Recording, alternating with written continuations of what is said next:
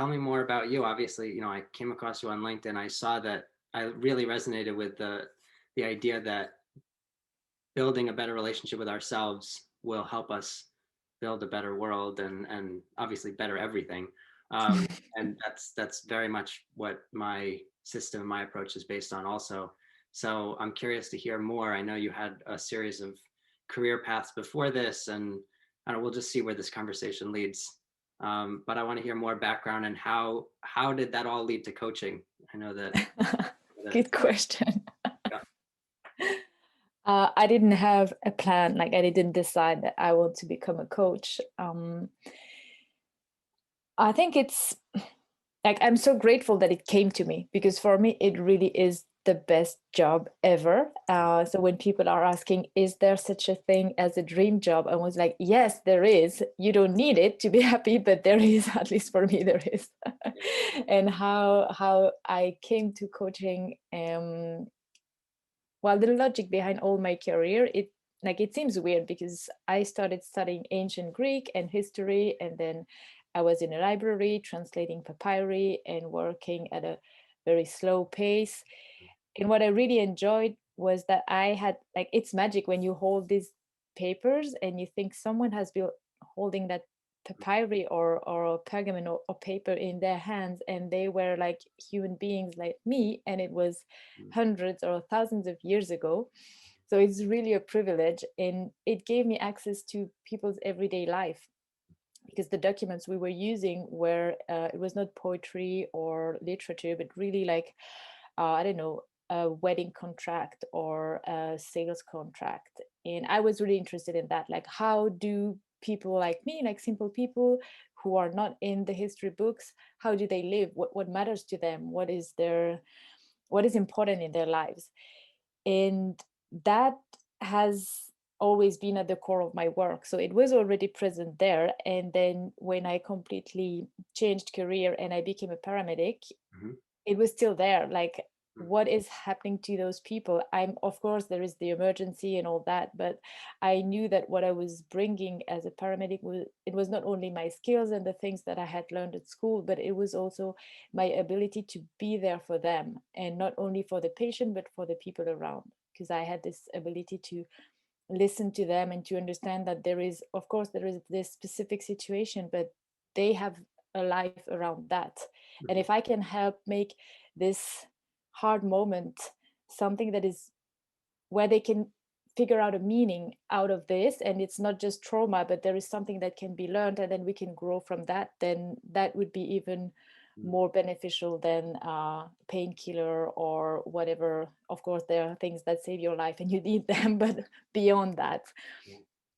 And so um I had these two experiences, so very different environment, but the same interest at core. And then I moved abroad. So I'm originally from Switzerland, and I moved to Finland. And there I discovered the world of entrepreneurship and startups.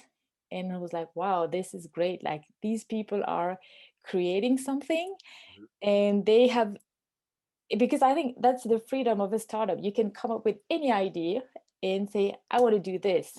And Mhm. everyone looks at you and they say, yeah, you're crazy. And like, I don't care, I will do it. And I really enjoyed that, because it was, I think I grew up in an environment where it was, uh, everything was very restricted. And it's like, life is dangerous, life is not very interesting, and just try to go through it. So to Mhm. see this freedom and say, yeah, I can do whatever I want, because just because I wanted it, because I have this idea in my mind, I thought that this is so exciting. Mhm. But at the same time, I saw that all those people, they were giving so much to their job that they were struggling with basic things like sleeping, eating, doing nothing, Mhm. spending time with their families, spending time with their friends, asking themselves some questions like, do I really want to do this? Because sometimes we need to ask ourselves this question. Mhm. And I was there and I thought, okay, this is where I can help. in the sense that I would just listen to them and observe them, and trying to say, "Hey, take a break now, just do something else for a while." And then from Finland, I had to move to London in the UK during the pandemic. So I arrived in that city and I was like, "What is this? I don't know this place anymore. It's so weird." And I was there working remotely for 1 more month, and then I had to figure out something, and it just, I don't know how it came to me, but it was like I just realized that I had been doing that thing of advising people, helping them see things from a different perspective, helping them see that maybe it's not that upsetting and against you, but there is something you can learn about yourself from this situation. And I realized that, okay, this is actually something that can be labeled as coaching. So I'm going to use that word. I had a bit of resistance toward that word at the beginning, and it was interesting because it was something for me to learn about as well. And and that's how it started, and I'm so grateful for that because I enjoy it so much, like really. And I think it is it's a blessing to have a job that teaches you something, where you help others. And I really have this feeling and vision, and I'm convinced, as you were saying at the beginning of the conversation, that when we do this, like everyone do the inner work, then that's how we build a world where everyone is welcome, because you don't need to fear the other anymore. You don't need to say, "I'm going to kill you because you look different than me." You can just say, "Oh, you're different than me, that's so cool, what can we do together?"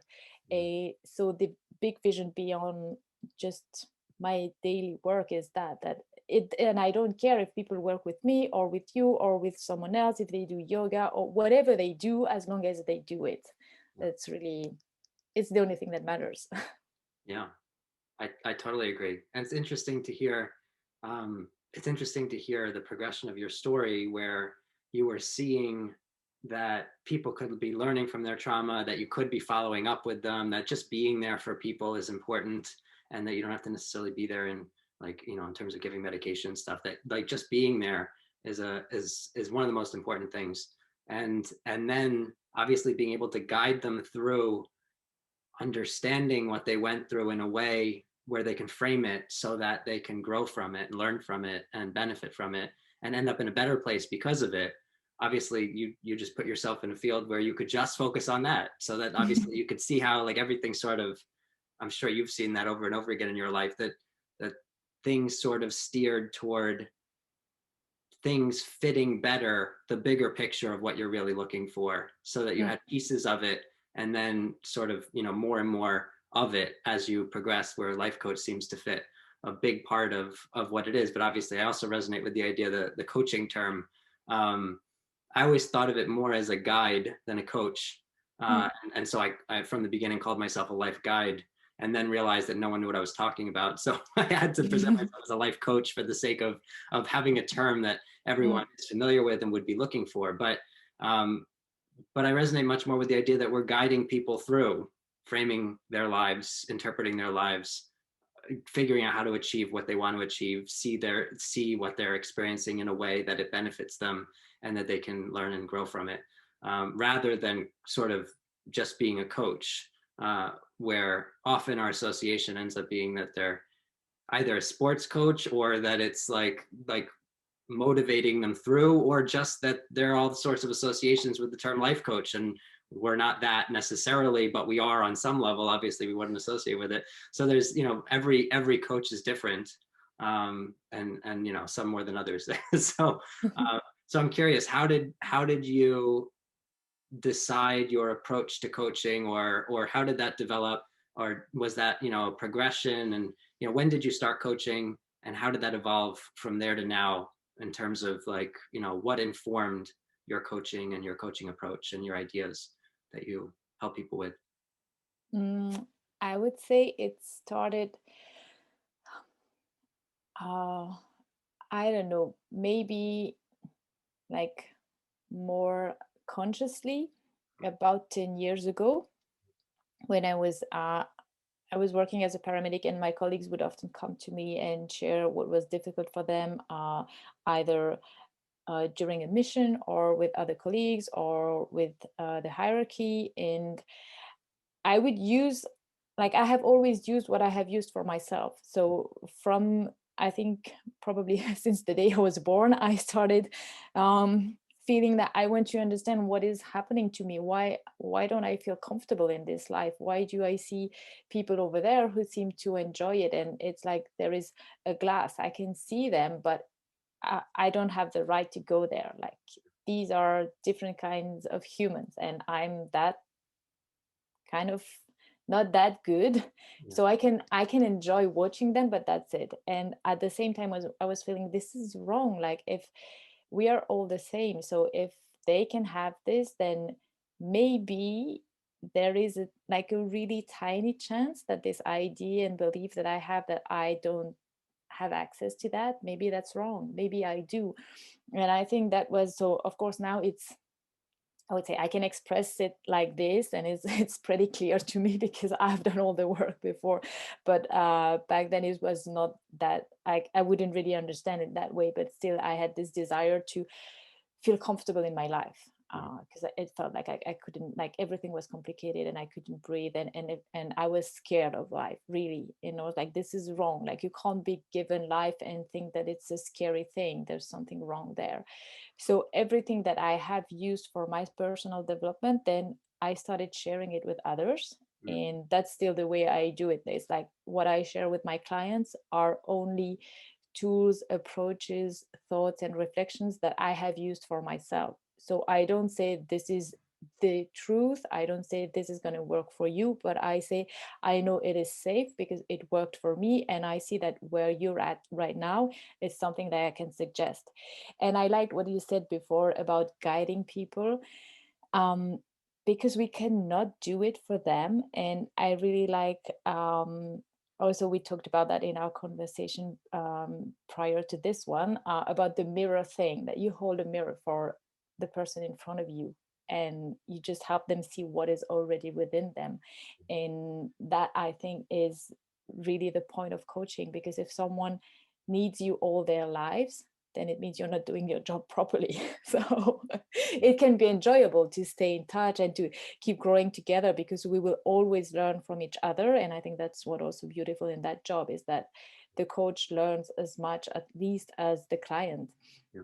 So it can be nice to nourish this relationship over years, but not as a dependency. Like you don't want people to depend on you. You want them to say, to see, okay, I have everything and now I fly by myself. Yeah. So Totally. Yeah, it's I completely agree with that. I know that I had written in my messages that there are people I've worked with for years, and I want to point out that it's people who have already gotten to a place a long time ago where they could do it themselves, and it's just that it's working to learn and grow together still, even mm, though they're already completely different people and they could just apply the tools if they wanted to. And it's really just sort of checkpoints along the way, keeping them on that track that they like being on, that they're choosing to have checkpoints on because they are finding benefit in it. But I totally agree that if there's dependency, then you're doing something wrong. I think that the way that medicine and therapy is often set up, it is more often based on dependency than not. I think that's a big part of what distinguishes what coaching has the potential to do. Obviously, not that every coach actualizes it, but that coaching can empower people to be independent, apply what they're learning in their coaching, and continue to set goals in their lives, work through things, interpret things, apply lessons. But obviously, as you mentioned, and as you see, and as you know, um, we're always learning. So as long as we're always learning, we're learning nuances and subtleties of the lessons we've already learned, then anyone we've already worked with, if they're still on a track where what we're learning fits what they're learning, then it could be beneficial to have them benefit from the fact that we're learning more nuances to the lessons that we taught them. mm, Then they can, because we're the ones focusing on and specializing in learning these lessons. That's what drives us. Different people specialize in different things. If you hire someone to do a job, you want someone who's had experience doing the job, has devoted a whole bunch of time and energy to learning how to do it, has experience in different situations. If you want to hire a plumber, an electrician, a contractor, you want someone ideally who's done it before many times, and they really know what they're doing. And if they face any issues, they've faced them before, and they can deal with it in the best possible way without experimenting in your situation. They've already learned. So like ideally, that's how people are seeing us, and that's how we're presenting ourselves, that we're choosing to focus our energy on specializing in living, living well, and ultimately, so while everyone is living their lives, if they could be helped along in the subtleties of the lessons, and even though they know what we've already taught them, if we're continuing to learn, and then they can benefit from the fact that we're continuing to specialize in this and have more to offer, then I see value. If they see value, I see value in continuing to work with those people where I know that I'm benefiting, I'm growing, with them, from them. Obviously, as I continue to see myself in the mirror of them, and they see themselves in the mirror of me. And ultimately, as far as that mirror idea, what's interesting is we as coaches definitely do present sort of a mirror. We reflect back what people are saying, and how they're thinking about things, and pinpoint, beliefs that they're not necessarily as conscious of, but then we can make them conscious of them, and how to deal with them once you recognize what they are. And it's interesting to see that everyone and everything is a mirror of us. There's no escaping that. We as coaches ideally play the role for our clients where we're sort of bringing light to what every mirror is showing them. So at the same time as we are a mirror of them, we're mirroring in a different way, ideally, than a lot of their lives are mirroring things. I mean, there's going to be overlap. There's no way to avoid being a mirror in every way, but that we can more specifically mirror back what's going on in their heads in a way that they can see that that's what's going on in their heads, where life is already sharing all that with them.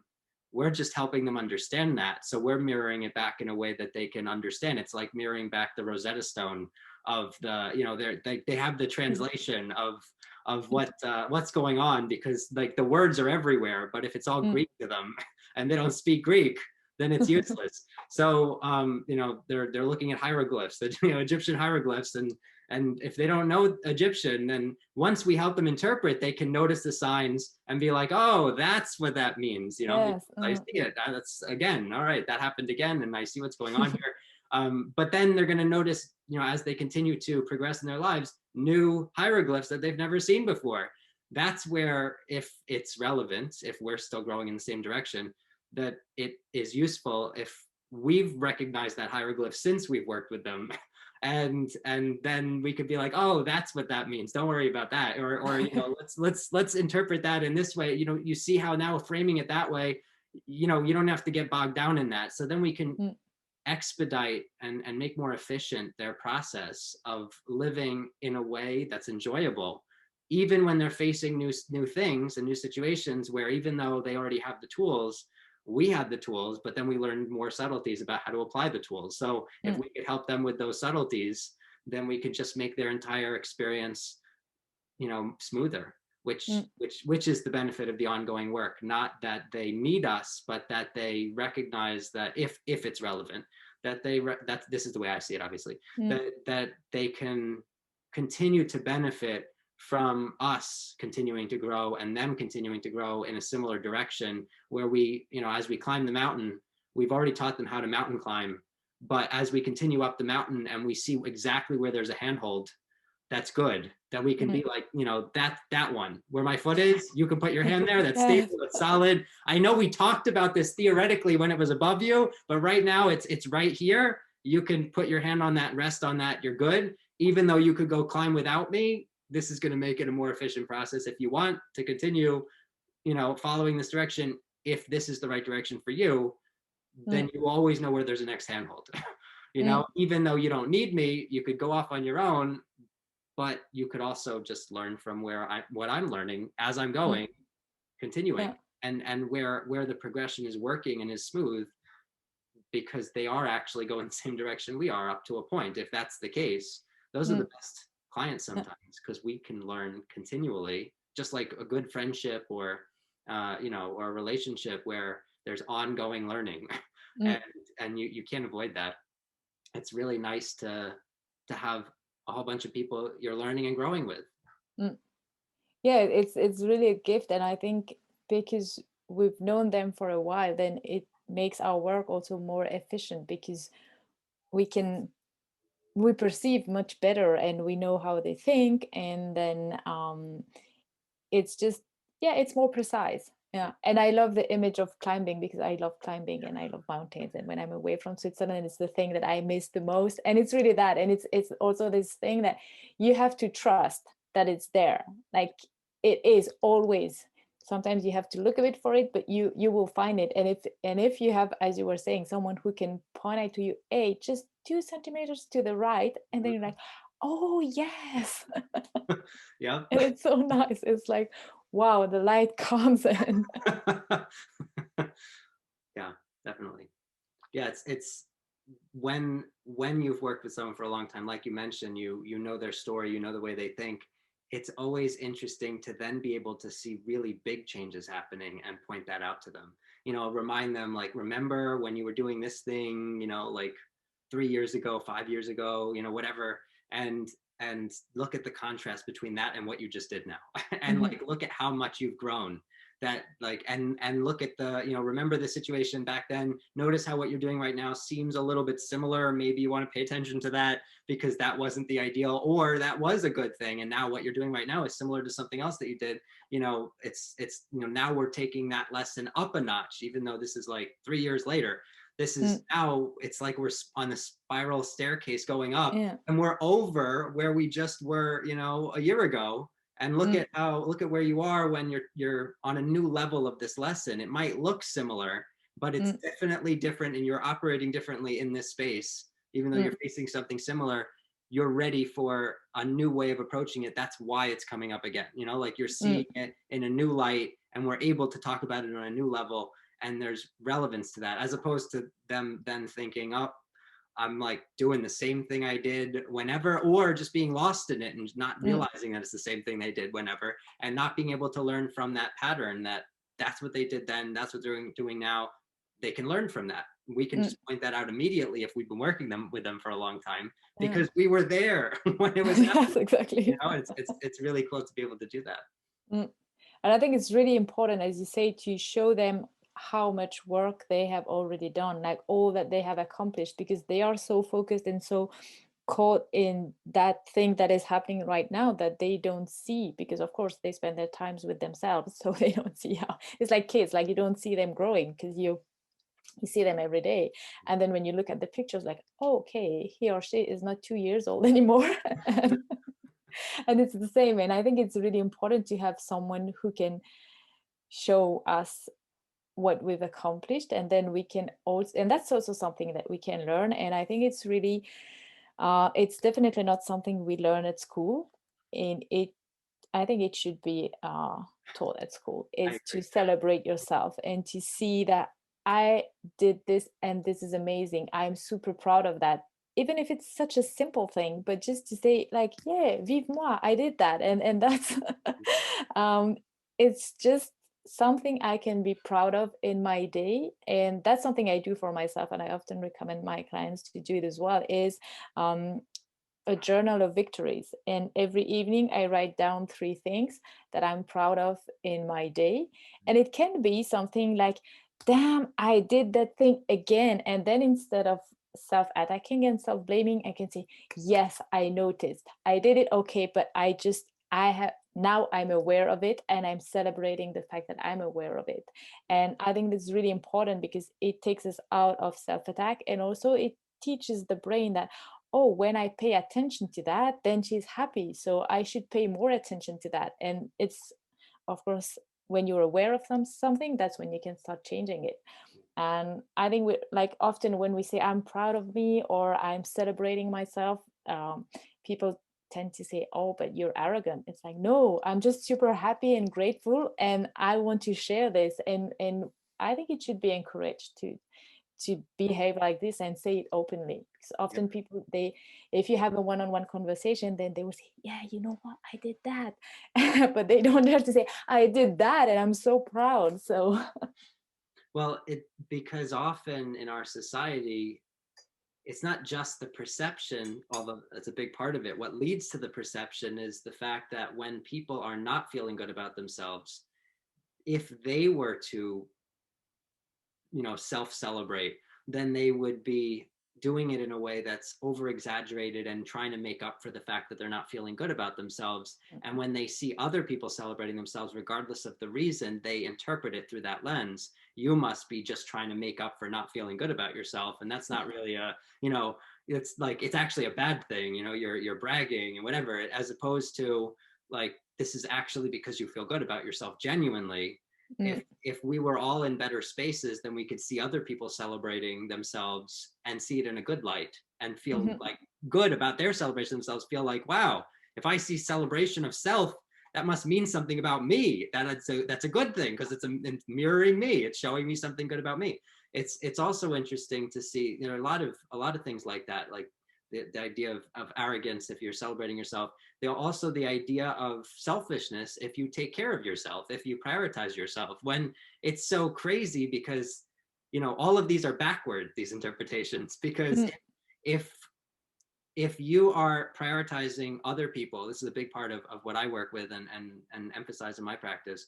If you're prioritizing other people over yourself, and in ways that don't feel good for you, then you're going to end up needing something back from someone, because you're not taken care of.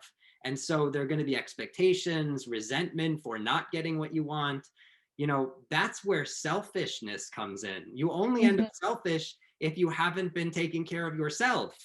So when people say, oh, it's selfish to prioritize yourself, oh, you're just doing what feels good for you, what about this other person? Well, if you do what you think is better for the other person, not what feels good for you, if they don't overlap in that situation, obviously sometimes it feels better to have done this thing for this other person, and that's great, because then you have you're doing something in a way that it feels good for you, and someone else is obviously directly benefiting instead of just indirectly benefiting. Because ultimately, whenever you do what's good for you, it's everyone's benefiting. It's just not always obvious how that's happening.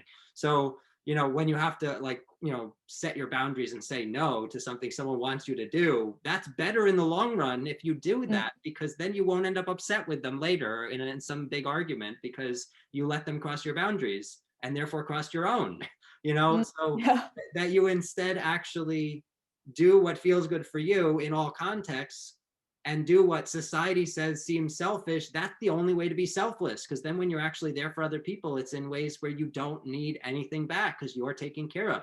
When you're actually there for people, it's because you were doing it because it felt good for you. You already got something out of it. In the sense, you felt good. You were taking care of what felt good for you when you were doing that thing for that person. If that wasn't the case, it wasn't the right thing to do. It will not lead to good things. It will be ultimately selfish from the perspective of your own internal guidance. That's like, why is it always about that person? What about me? You're being selfish, so if we really want to have like priorities that are overlapping with ourselves, which is kind of important, because if we're not on the same page as ourselves, we can't be on the same page as anyone.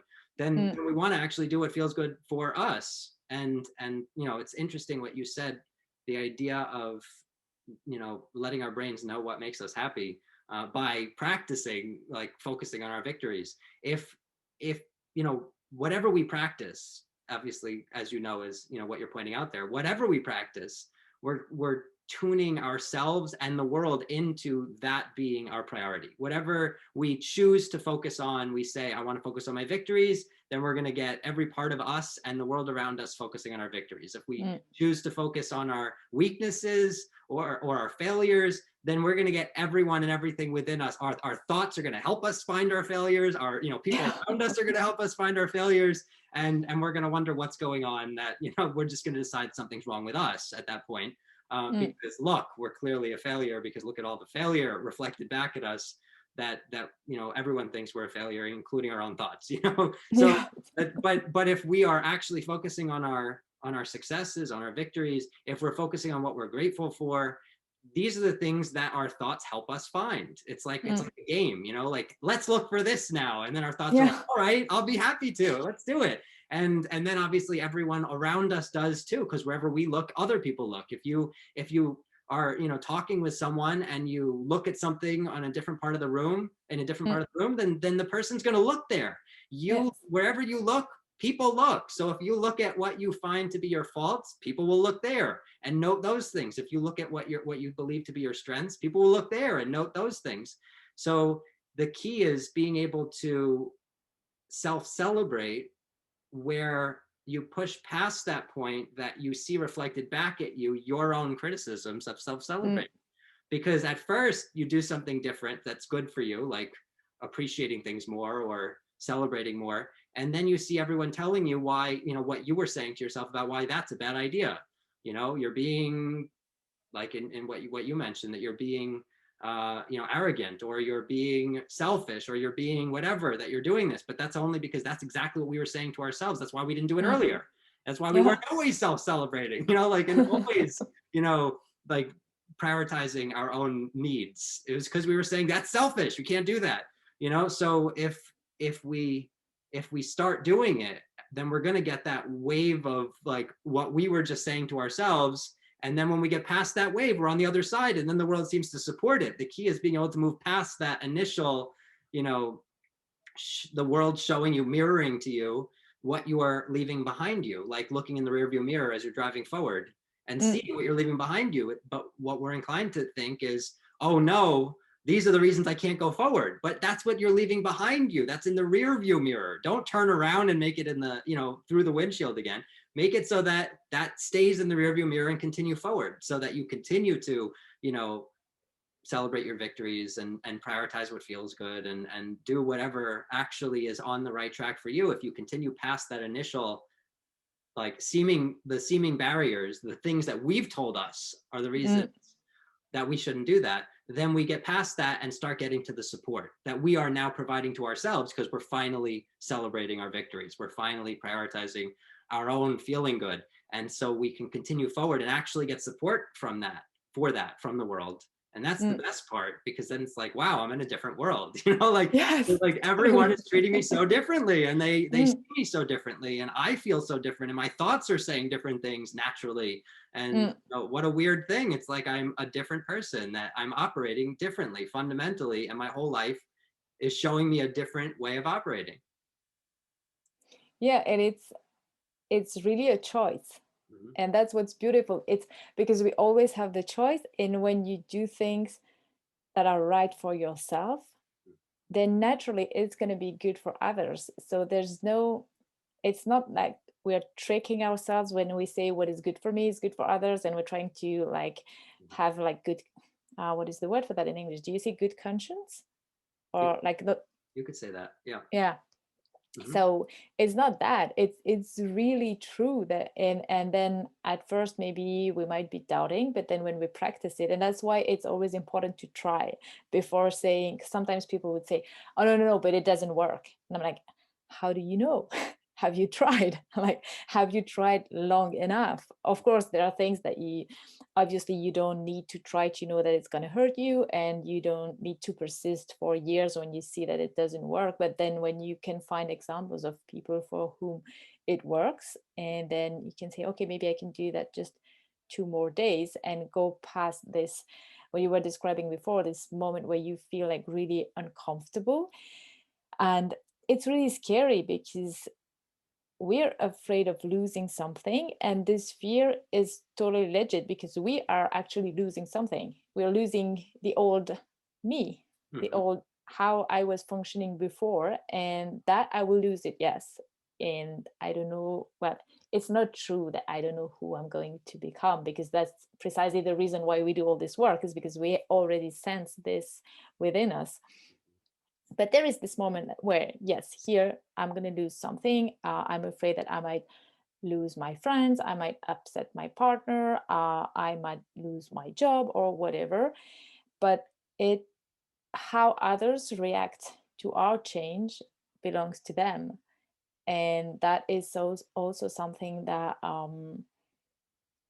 it's not, I think it requires a bit of courage, but it also gives a lot of freedom when we start understanding that I am only responsible for myself. And of course, it's important to be polite and to take others into consideration and to communicate in a way that is appropriate. But beyond that, the way I'm speaking to you, if you're feeling upset about that or not, I have no power over this. It's your decision. It's how you decide. It's which meaning you decide to attribute to my words and how much energy you want to spend on the things that I've told you that maybe upset you. And if you want to lose your day in that, or if you want to say, okay, well, she has her own opinions and I have mine, and we don't have to agree on everything, and we can just be polite and respectful. And I will just focus on the things that matter in my life. And I think that's a way to have nice relationships with people with whom we don't share much. And it also helps relieve a lot of tension with people who are really close to us, and where there is a lot of, like, the emotional charge is intense. And then if we can say, okay, this belongs to me, I'm triggered, so it's mine. If I'm triggered, it's mine. It's not yours. It's not what you're telling me. It's what I make out of this. And if I see that the person in front of me is triggered, then it belongs to them. And then maybe there is enough space so that we can have a conversation about that. Maybe there's not, but I can't force it.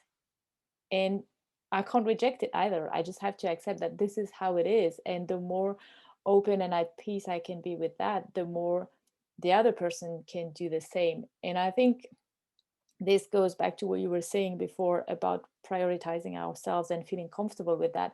I think it's also a way of educating others and telling them, hey, look at me, I'm doing this, and this is something you can learn from me. And for instance, at work, because I work mainly with entrepreneurs, it's often there is this fear, like, if I don't work 18 hours a day, then I'll go bankrupt or nothing will work or whatever. And I know if you sleep, eat, and take care of yourself, it's going to go so much better.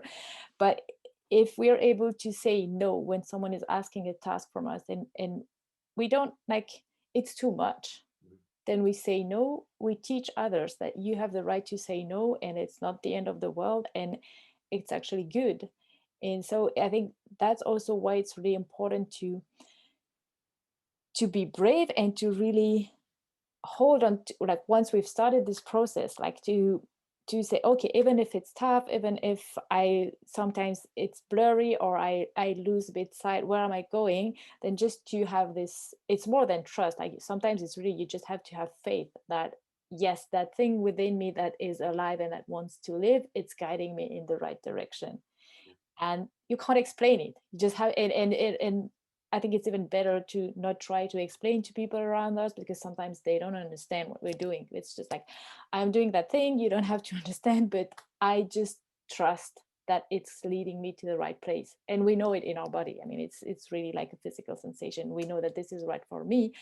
And then we can just say, okay, it's not really nice right now, but I know that it's going to be so much better and so rewarding after that. So, and that's where I think it's important to have someone with us. Mhm. It can be a friend, it can be a coach, it can be like different kind of relationship, but just someone who is there to say, hey, just look up, and it's not that bad.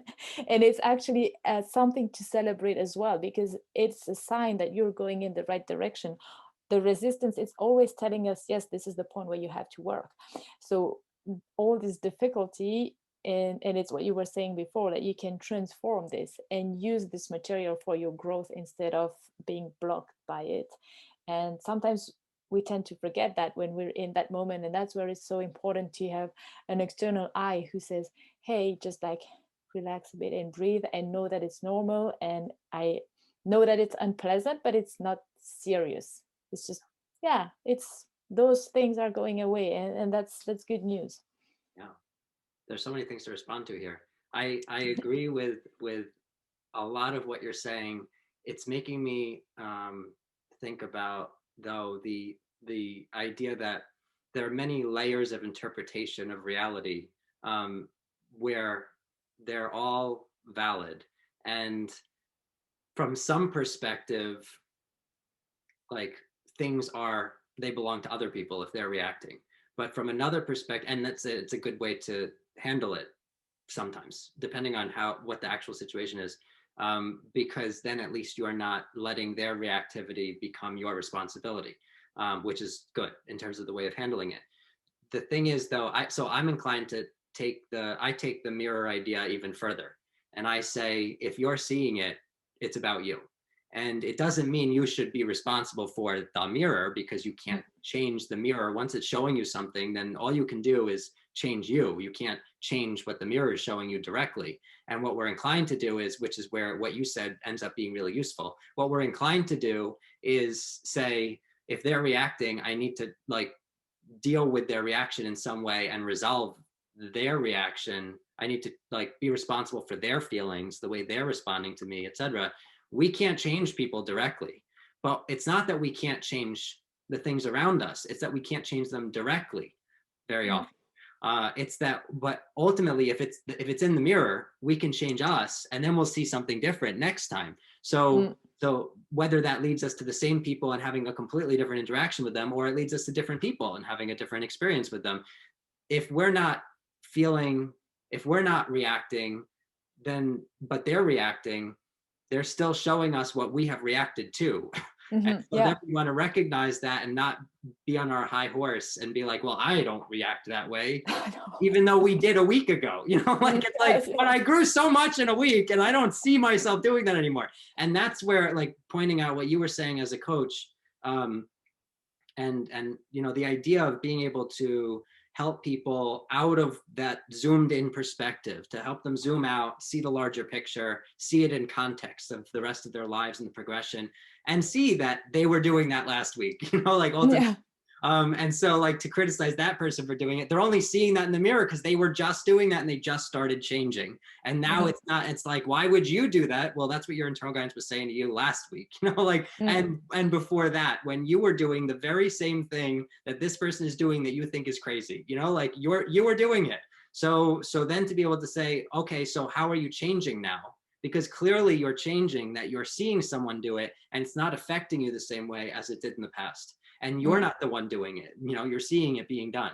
And so ultimately to be able to see when you're headed into things, when you're headed out of things, when, what's going on, and see that larger picture progression where there are patterns that we're not inclined to see when we're zoomed in, which again is another good reason for having someone like a coach or a friend or a partner or whatever help you see that bigger picture, see things in context, zoom out and see things. And obviously that could be relevant at any point in time, meaning like you could do a coaching course for a period of time or work with a coach for a period of time, but then a year later you could be zoomed in again.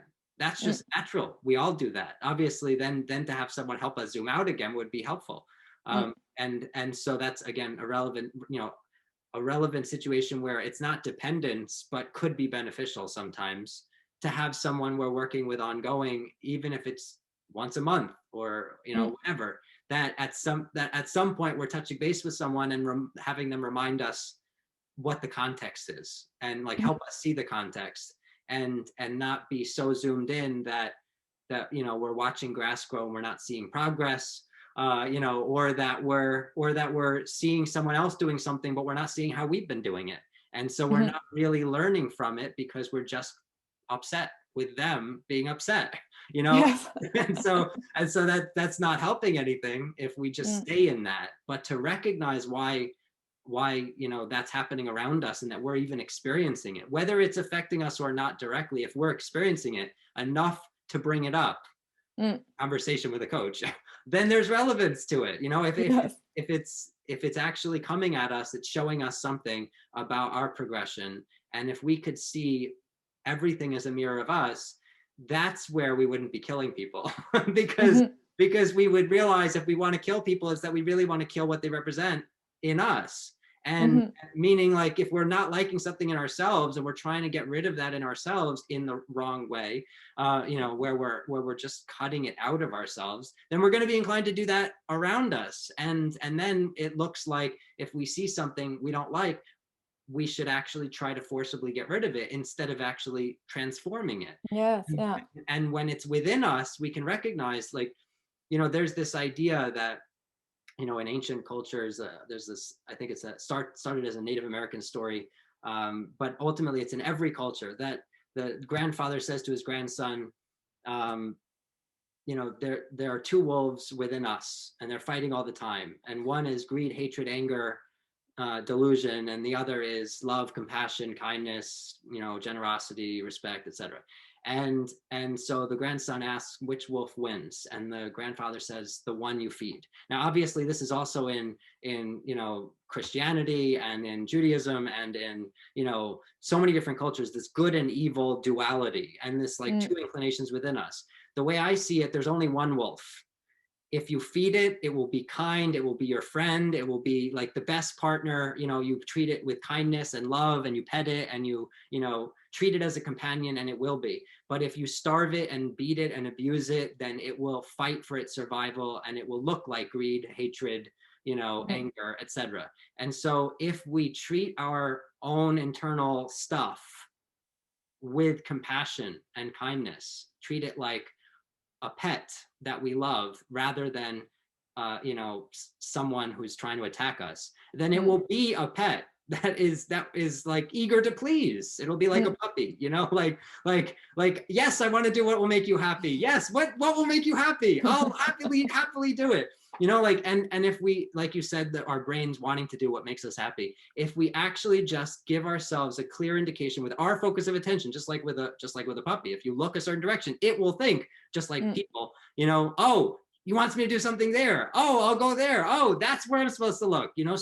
So wherever we look, whatever we focus our attention on, we're telling everything inside us, that's what I want my attention on. That's what I'd like from you. Give me more of that.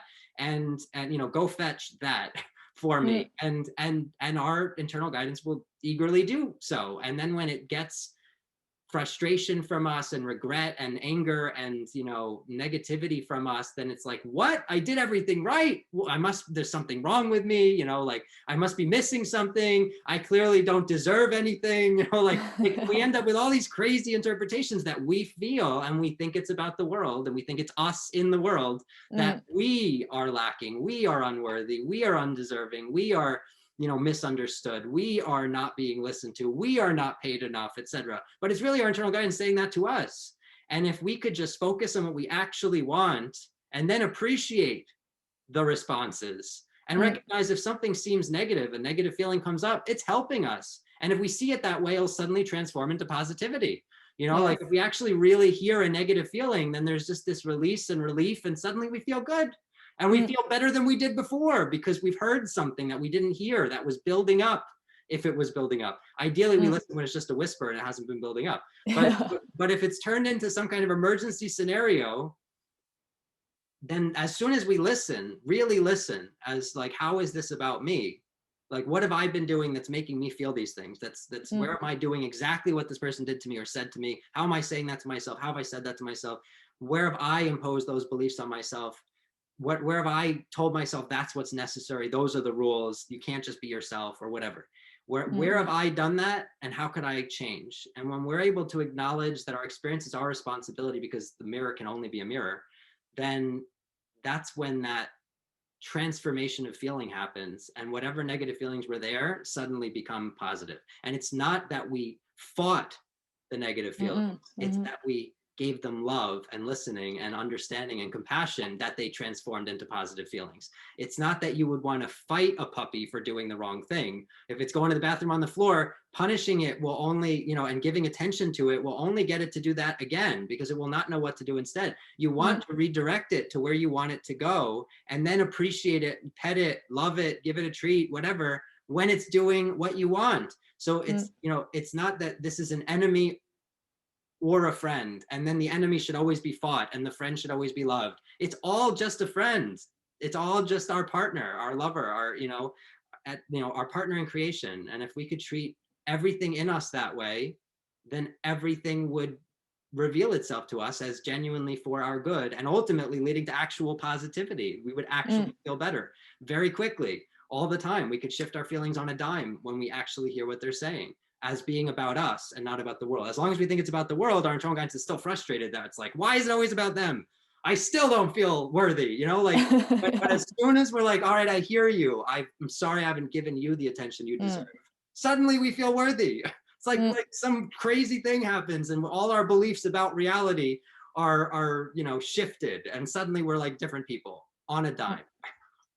Yeah, it's instant. And I think what you're saying is really like, it's really important to highlight it, that it's when we, all those things, they're just calling for attention and love. And once they get it, then they transform, Yeah, because you can't get rid of a part of yourself. yeah. It's just that it's asking for the same thing as we are asking, Mhm. but it's within us. And if I can give love and appreciation to this part of me, then of course I will receive it from others, because I will be able to notice it when I get it. Mhm. Otherwise I will refuse it, I mean, unconsciously.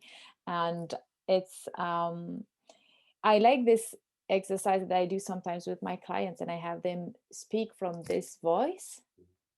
That's because it's always legit when there is fear and that part of us is scary or angry, there is always a good reason behind that. So there's, it would be unfair to yell at it or to beat it or to say you're wrong. No, no, it's completely right. And then you can say, I will always be there for you. Whenever you want to come, I will be here. I will listen to you. I will make the effort to understand why you feel like this. And you're always welcome in my house. Somehow that's what we're saying. And then it feels like, okay, someone is actually taking me into consideration. And that's all it was asking for. And then it's, most of the time it's not coming back, because it's like you're liberating it, and it can go and play like a kid and do its kids things, and that's it. And so it's I think that's what I love also with this job, is that sometimes it seems like it's, and that's also kind of a speech that we hear in the society, that yeah, personal transformation has to take years, because for many people it does, and I don't deny that it's my case, but it can be so fast if you have the right tools and then the right person. um it really can change in 1 second. And I like this because you don't always have to know the whole story or understand every details or go back and dwell in the past for 12 years until maybe you can get a bit out of it and have one smile every 2 months. You can actually do that in a completely different way, and it goes really fast. And it's not this idea that yeah, faster is better, but it's more like, wow, it's so much healthier, and the sooner you can do it the better. But then it's also important to remember that at any time in our lives that we can do it, it's worth it, like really. Even if someone is 96 and they can access this, then it's worth it. It changes everything. So yeah, I think there is no limit to that. Also because what we discover after that is limitless, Yeah, because it's just like this vibration of love, and then you always feel included and welcome. yeah, yeah. Certain aspects of personal transformation definitely are instant, and certain aspects do take longer, Mm. because obviously you could do something in an instant that makes you feel better, but to make that an ongoing practice, that's the the Yeah, thing that that's takes the trick. time. So to make that part of your habit and your lifestyle and your way of being, that thing that made you feel good in that moment, and then to progress with that, so Mm. that you're giving yourself what is wanted at each step of the way. Because at one point you might simply want a little bit of listening from yourself, but at another point that listening requires action to show that you were really listening. And like, Yeah. so like at different points in time it's a different thing that is wanted, just like in a conversation with a person. Sometimes the person just wants you to hear them, sometimes they want you to apologize, sometimes they want you to respond. Sometimes they want you to do something different, and that, like, and if you don't, then it suggests you weren't listening, Mm. weren't really listening. And it's the same thing with ourselves. If we're really listening, any of those things could be appropriate. Depends on what is actually being asked for in that situation. Is it just that our own internal stuff is just saying, listen to me, I just want to be heard? Or is it Mm. saying, I really need an apology, I need acknowledgement of what you did, or I want to know that so that it's not going to happen again? Or is it, like, it's like, I really need to know you're listening. I need you to respond to me. I want to hear from you what you are hearing from me. I want to hear that you actually heard what I'm saying. Mm. Or is it like, I actually want you to change this action. And like, that's important. And if you don't, then I will know we didn't actually have much of a conversation here because you weren't really listening to me, or you wouldn't continue to do this thing that's been bothering me that I've been saying, or you would be doing this thing that I've been saying is the next step because you asked for this Mm. experience. And I said, this is the next step. And if you don't take it, then it suggests you weren't listening. And so obviously it all depends on what is actually being asked for. If we could treat our own internal guidance, our own thoughts, feelings, and wants as though they are in some sense another person, it would make a lot of things easier because Mm. when we're inclined to prioritize other people, just prioritize your internal guidance as though it's another person, you know? Yeah. And when That's a good trick. yeah. And you know, so you don't think you're important? Well, wouldn't you treat this other person as important? Treat those feelings as though they're another person. Treat them as important, you know? So and then also to be able to actually respond in the way that you would want to be responded to. If you were saying these things and you know you think it's actually someone outside you upsetting you or doing something, what would you want to hear from them? Now say that to Mm. yourself, because you're really the one you want to hear it from, because you could hear it from them but you're not going to feel better. You know, Mm. like, you know, when we get the apology from the other person, even if we could get it, it doesn't necessarily make us feel better unless we've already gotten the apology from ourselves, and Mm. then that's different. You know, someone else changing their behavior, if we could even get that to happen, will not change our experience unless we've already changed our behavior that was reflecting back. That's what Mm. changes our experience. Our experience is determined by us, and that can be changed very quickly. That's why, you know, personal development can be very fast. But the ongoing progression of that, where you make that part of your life and you build your life around that, Mm. because we've built our lives around whatever we have been thinking. If we build our lives around our new way of operating and our new way of treating ourselves, then we make different life decisions. And that takes time, because then you're talking about potentially changing careers and changing, you know, way you're approaching a relationship, or changing the relationship, or changing the way you're approaching your body and changing your entire health situation, changing where you live.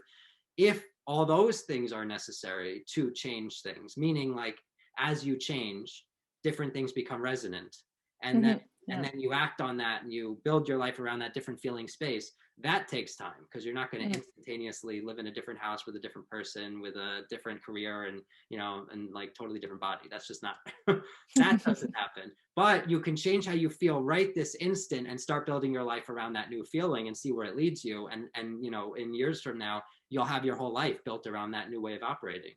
And that's where, you know, amazing change happens, because you see those immediate shifts, internal shifts, and see that your entire perspective on the outside is different instantaneously. But Mhm. to see that all of your subtle decisions from day to day and throughout the day change when you're in that different space, because you act from a different emotional space and it leads to different emotional results. And then you build a life subtly around this different feeling space, different way of operating, and you have a very different experience supported by the outside consistently, as opposed to having this amazingly different internal space and then going back to your life and seeing that life is not supporting it yet. Yeah. That's so having that shift, that's where the time, you know, is that the time that it takes for personal development. It takes time to change your entire external life, but it doesn't Mm. take time to shift your internal experience. That's pretty instant if you're actually listening to what's really being said and responding appropriately. Mm. Yeah, and what is nice is that once you realize this, then quite quickly there comes this moment where it's not an effort anymore, and it starts being integrated in your life, and what was difficult in the beginning becomes enjoyable, and then it's just because it has no end, I think. And that's what makes life interesting, is that you can always learn and refine and become more subtle. And so it's just this moment where you shift from, wow, I'm making an effort for that, and it's kind of unpleasant, to where, okay, these circumstances are popping again, and I know how to react to that. And it becomes kind of a playful, or it's a game, and then you can, yeah, even if sometimes it's not that pleasant, then you just have the tools to transform it so quickly, and to at least to feel good internally, even if it doesn't change immediately the yeah, whatever is happening. But it becomes something that is completely natural, and you don't have to think about it anymore. And that, I think, is yeah, it's, I think that's the gift of life, because once you can do that, then everything can be a source of joy and connection with others as well, Yeah, not just with ourselves. Mm. definitely. That's um that was well put. That's definitely it. That it's we practice being a different way, and then different things come naturally to us, and that's where things become really interesting, because we see that our entire way of responding to things is different naturally, and then we really know that, wow, a lot of change has taken place.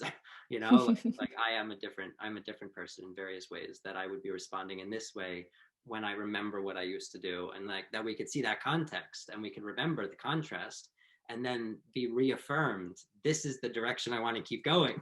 You know, Yeah. because I see what changed. I want to keep doing this.